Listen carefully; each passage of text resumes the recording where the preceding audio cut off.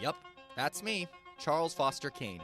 You're probably wondering how I got here. Here's a newsreel to get you up to speed. News on the mark!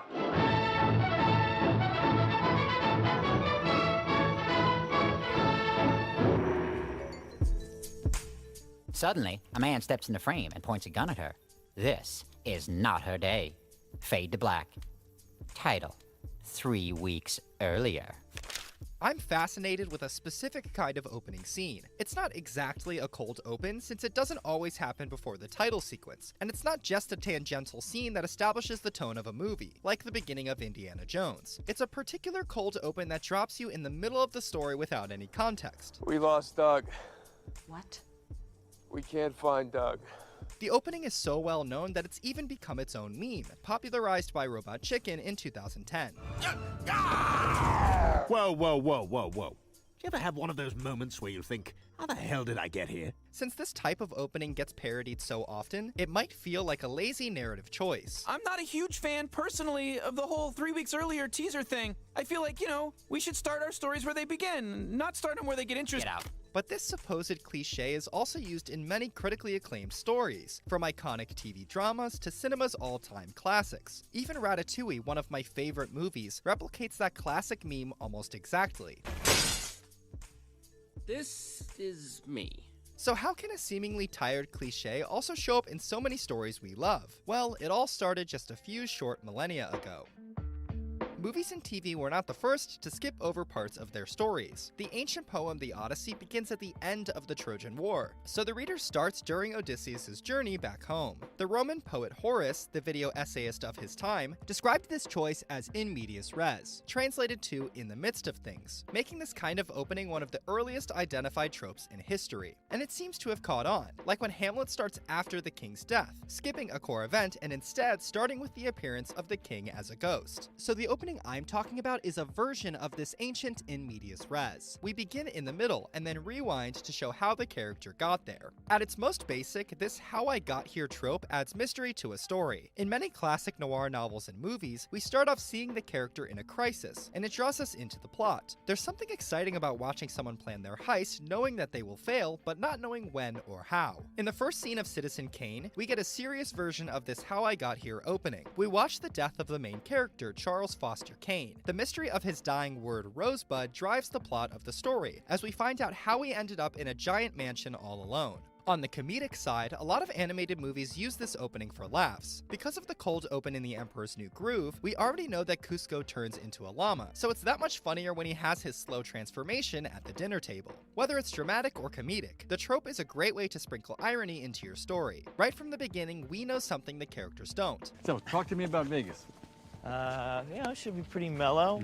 So when a cold open doesn't provide that sense of irony, it can feel lazy. The movie Daredevil opens with him falling on the floor, seemingly close to death. But once we actually catch up to that moment, he just gets up and keeps fighting. Not only does the cold open end up feeling inconsequential, but there's also nothing really surprising about a superhero getting a little beat up. So it's not much of a memorable hook to begin with. Just showing something climactic, like someone near death or a gun in their face, isn't inherently enough to make for a good how I got here opening. The moment should tease at future narrative or character-driven payoffs. And this kind of opening is often not necessary to begin with. In fact, many movies work much better without it. Mad Max Fury Road starts with a simple exposition, then shows the rest of the story in sequence. That choice lets the audience feel like Max himself, constantly trapped in a never-ending present danger, with only split-second flashbacks of past trauma. Although, a Mad Max cold open would be pretty funny.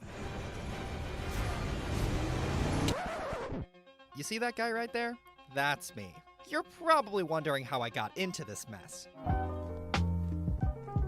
Jokes like that have become big on the internet. The formula is simple: show a precarious situation and add that famous narration. But the idea of telling stories in this fashion extends far beyond simple memes. Not only do many movies and TV shows use this concept, but cold opens even get applied in areas outside of media. A research article published in 2018 discusses applying the cold open to education. It's the same basic idea as starting a story in the middle. Before the actual lesson, teachers first present a fresh problem to students without any context, and let them try to work through it on their own. This technique helps introduce new ideas because it forces the students to apply existing knowledge and build build on their understanding. As they enter the actual lesson, they can then better engage with the material because they've already established that introductory foundation and they know what to look out for. At its core, that's exactly how the How I Got Here opening works in movies, memes, or even dumb video essays. The technique forces the viewer to see something out of context and create their own associations with that new material. By forcing the viewer to build those associations themselves, when done well, cold opens make us more invested in future character or narrative arcs, and they make the climactic payoffs more emotionally satisfying. That's why the Rosebud reveal in Citizen Kane ended up so iconic, and it's why the initial image of Walter White in his tidy whities made his transformation into a gangster that much more exciting. The record scratch meme pops up on the internet all the time, so the trope may feel inherently cliche or lazy, but I don't think that's true at all. We've craved the mystery and excitement of the cold open for as long as storytelling has existed, and some of the best movies in history use the technique. I think the trope has lasted so long because it speaks to some innate human curiosity. We find joy in seeing things without context, moments that force us to put the pieces together ourselves, whether that puzzle is an iconic story or a quick joke. So yeah, that's me, praising stupid online memes and comparing them to the intro of one of the greatest movies of all time. And yes, I am also wondering how I got here. If you liked the video, hit the subscribe button below, and thanks to all my Patreon supporters for supporting this video. Thanks for watching.